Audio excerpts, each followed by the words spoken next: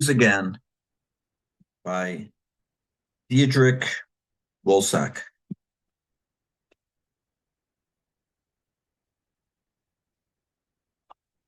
He wanted us to become part of the mix, part of the group healing process, the focus of which is learning to see the value of letting go of the self imposed blocks to love that many of us experience, blocks such as guilt and judgment. Members of the group learn how to apply the 6 step process to discover and then correct those blocks. We learn to be responsible for our own happiness rather than blaming others for our state of unhappiness. Forgiving others and ourselves completely is the true key to happiness. Diederik's work helps us understand that life is about choices between conscious and unconscious. And if we're not happy with the choices we made along the way, we can always forgive ourselves and choose once again. Introduction. By reading this book and applying the Choose Again 6 step process, you can expect to embark on a journey of self discovery, identify and release thought patterns that no longer serve you, banish shame and blame, relinquish the victim position once and for all, free yourself of the unconscious beliefs, nurture inner peace and serenity, enrich the quality of your life, transform your life for good, experience the freedom that comes from taking 100% ownership of your life. The essence of all of these teachings is based on the same foundational principle, which is I am the author of my experience, and everything in my life is for me. It has been chosen by me in order to bring healing. In Buddhism, this foundational teaching is expressed differently, although the gist remains the same. Your life is a dream, and you are the author of the dream. Once you accept the possibility that this statement just might be true, then the next step of that authorship is to choose to dream a different dream. You can always choose again.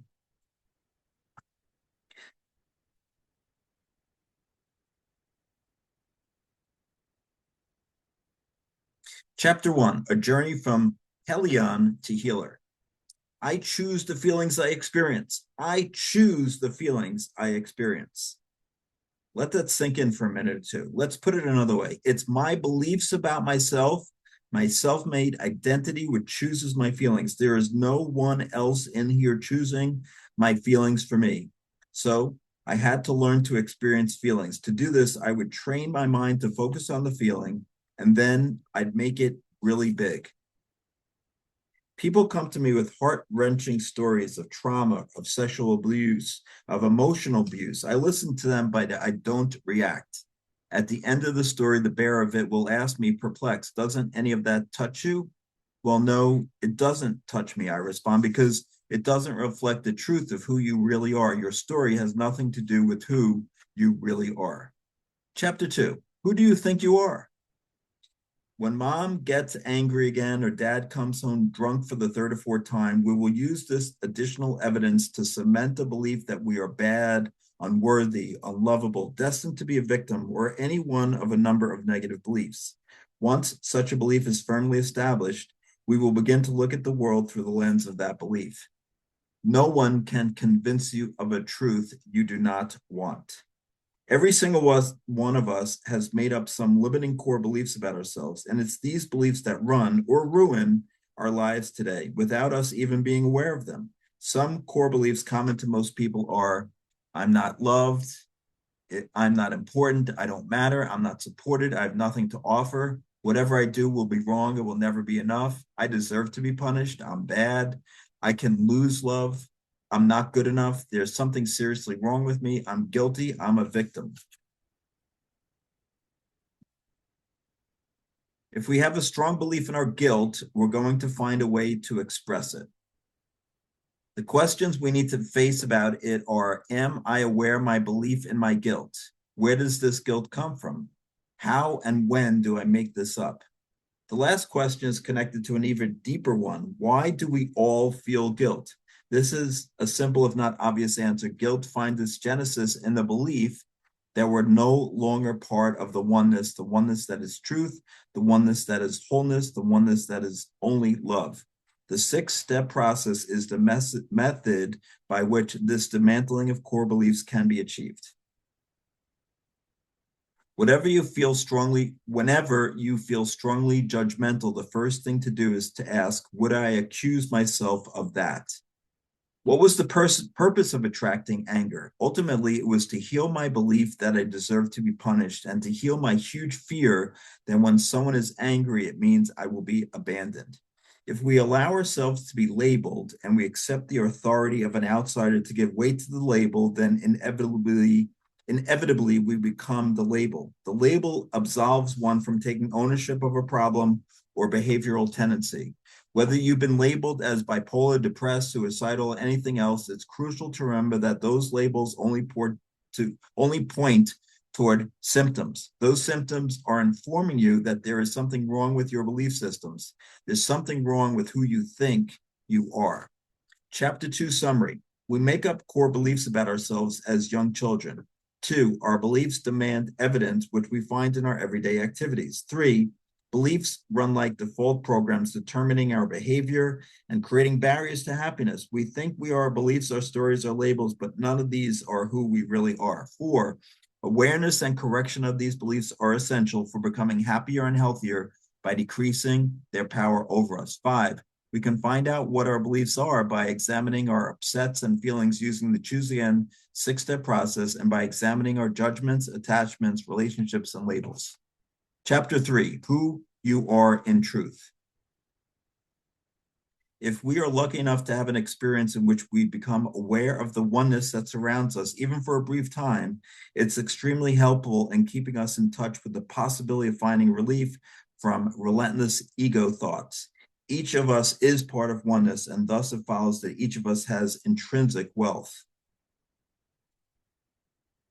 If I remember the truth of you, then in that reflection, you are helped to recognize the truth of yourself. If you see me not reacting, not even being affected by your story or behavior, you will be reminded of your innocence. Then you have the opportunity to stop pursuing evidence for old mistaken beliefs. Our work utilizes a simple question that the ego hates. Do I want to be right? That all the evidence of my stories corroborates that I am indeed a victim? Or do I want to be happy knowing that my true self cannot be a victim? Chapter 3 summary. 1, oneness is our true reality. 2, an experience of oneness is helpful in remembering who we are in truth. 3, our worth is intrinsic. 4, we are innocent in truth. 5, our unhappiness stems from the belief that we are separate. 6, we can shift our attention from our ego self to our self by training our mind, and in so doing regain happiness, which is our birthright. 7, love is all there is. Chapter 4, the Choose Again 6-step process to emotional freedom. It is my thoughts alone that cause me pain. Step 1, recognize that I am upset. All upsets or emotional disturbances serve the same purpose, to prove that my mistaken beliefs about myself are true. Step 2, me, it's about me. There's a powerful teaching from A Course in Miracles that says, I am never upset for the reason I think. Step 2 teaches me that whenever I'm upset or in conflict, it's never about another person or external situation.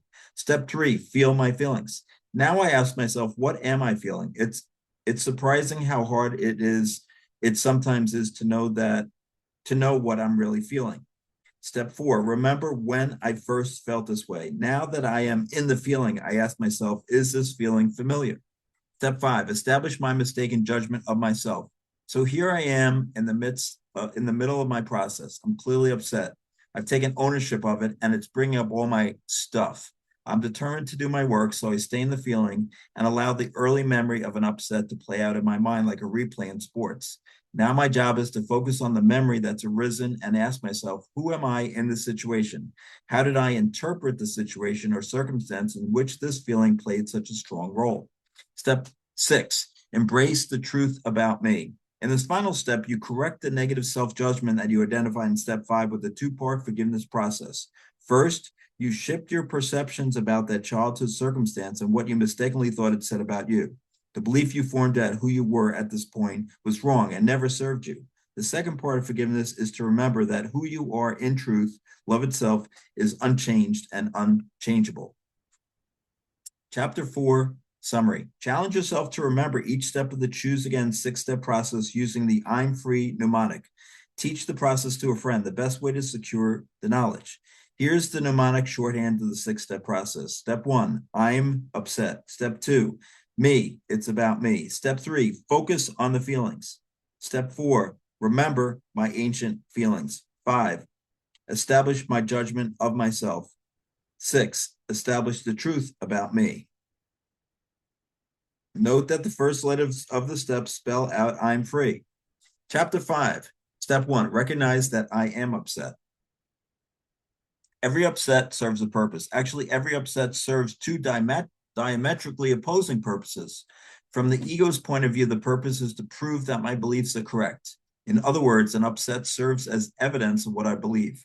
From my higher self's point of view, the upset gives me an opportunity to realize that a mistaken core belief has chosen evidence to provoke an upset, and that now I can correct the belief. This can be hard to accept sometimes. A big part of this first step is to not accept the ego's first explanation or justification for any upset. Instead, we need to learn that we are never upset for the reason we think. So take a deep breath and repeat to yourself, I am never upset for the reason I think. Remember, we are never upset at a fact, only at our interpretation of that fact. Chapter 5 summary. 1, upsets are gold because they represent opportunities for healing. 2, we are never upset for the reason we think. 3, resist the temptation to say, I am upset because. Step 4, summary, step 4, there are no small upsets. 5, we are upset by facts or events. Upsets are the result of our interpretations, and our interpretations are based on the beliefs we hold about ourselves. 6, want to be right about an upset today? Do not make yourself wrong about that. Observe it and smile. Chapter 6, step 2, me, it's about me.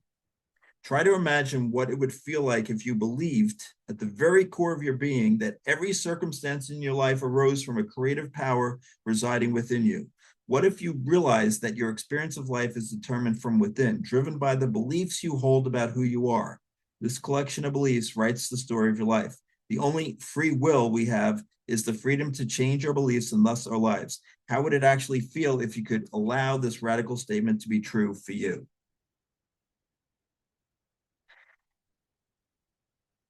After the story has been told, the next step is to say, yes, that happened. Now, what are we going to do with it? Everything in your life has been chosen by you as an opportunity for your healing. Chapter 6 summary. 1, it's about me, not another person, always. 2, we cannot be victims. 3, there is no one to blame. 4, we are the authors of our own experience. 5, do not believe your own story. 6, didn't really feel like allowing. Step 2, don't make yourself wrong. That is the toughest step for all of us. Chapter 7, step 3, feel the feelings. Step 3 asks us to note our feelings. Feelings will lead us to our underlying beliefs, which are the barriers to our happiness. Many people have no idea what they're really feeling. It's not yet something we're trained or even allowed to do in our society. Instead of fully feeling, we are generally taught to suppress what we feel.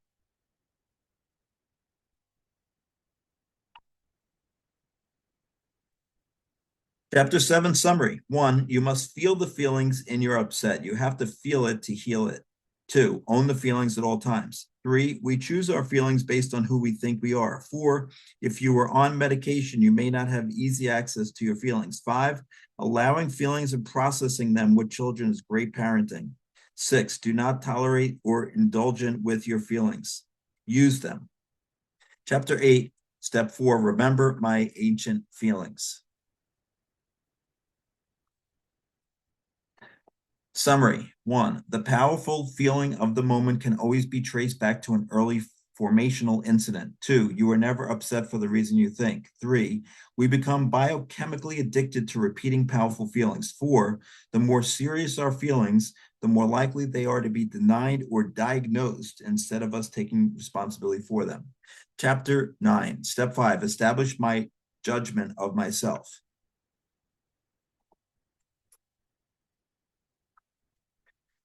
Summary.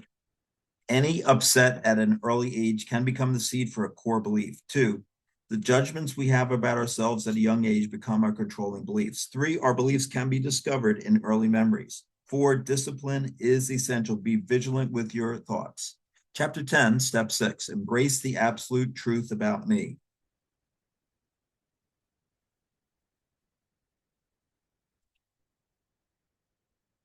Summary. Forgiveness is the process by which the beliefs that make up the small s ego self are diminished so that our awareness of our big S self can grow. 2, we need to forgive ourselves for our mistaken beliefs, who we think we are, and for forgetting who we are in truth in order to reclaim the happiness that is our birthright. 3, keep processing and transforming negative beliefs until your emotional reaction is down to 0. 4, this forgiveness process does not condone bad behavior. We are not forgiving the behavior of others or of ourselves.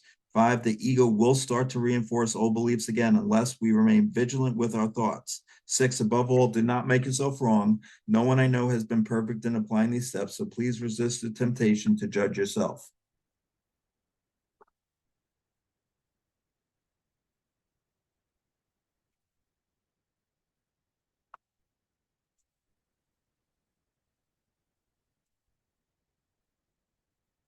Six-step missteps.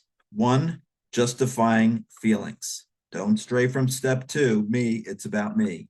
2, beware the spiritualized ego. The spiritualized ego knows the right language, can quote spiritual platitudes with the best of them, and can smile under any circumstance, even while seething. The spiritualized ego is not interested in doing the work. Why would it? That would bring about its demise. It is hell-bent on protecting its image. There are many examples of this little creature at work. Here are a few. I felt ignored by her, but I know that was just a cry for love on her part.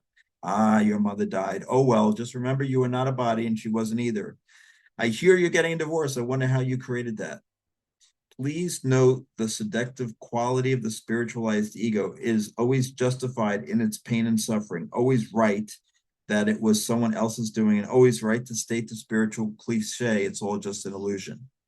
The last line is really an important intercept. If you are upset in any way at all, it's not an illusion to you at that time. It is real to you. Unless you do your work to own the upset and process it, you have merely joined the multitude of spiritualized egos that march in lockstep to the tune of, it is not real, it doesn't matter. Not a good crowd to hang out with. 3, using the work as a weapon. 4, using I am innocent as an excuse for bad behavior. 5, settling for merely better than before. 6, processing while not in the feeling. 7, using the ego mind to repeat forgiveness formulas. 8, frustration that processed beliefs return. Be patient. This work is not an instant fix, a pill, nor a magic elixir concocted by an angel just for you. This is a method for changing your mind. There are no pills that cure depression any more than there is a drug which will make you permanently happy. If there were, we would be idiots not to rush in and buy it. All of us. Be patient and be gentle with yourself when you fall backwards, as you almost certainly will. Do not make yourself wrong. Be prepared to go through the 6 steps over and over and then again. So often I've heard people say, I did that process yesterday. Yes, and a belief that is only weakened is still there. Get back to your process immediately. Be impatient too. If you're feeling lousy, why would you be patient? Do not pass go till you feel great. Do not wallow in your feeling sorry for yourself and have your ego tell you, I'm working on it. Be aware of when you are feeding an old belief, a nasty old wolf and addiction. So be kind, but impatient. Don't beat yourself up that once again you got triggered. It happens to all of us. Just get back to step 2.